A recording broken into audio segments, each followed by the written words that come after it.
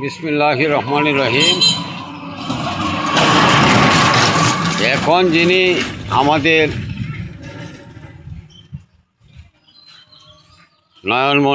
নয়নমণি আমাদের সংসদ সদস্য জনাব মোহাম্মদ ফয়সল সাহেব, আমি হয়তো ওনাদের বাড়িতেও একটা মিটিংয়ে কথা বলেছিলাম আমাদের মহল্লার মসজিদটা দেখার জন্য।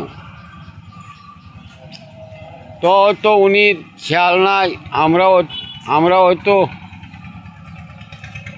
সাধারণ গরিব এলাকার লোক, হয়তো মনেও উনি থাকে না। তো আমি আশা করব সংসদ সদস্য জনাব মোহাম্মদ ফয়সল সাহেবের কাছ থেকে উনি আমাদের যথা মাধবপুর চুনারঘাট দের নয়নমণি বিশিষ্ট শিল্পপতি রতনপুর রেল স্টেশন ও ছাতিয়া রেল স্টেশনের মসজিদটার দিকে যেন উনি খেয়াল করেন। এইটা হলো আমরা সাধারণ জনগণের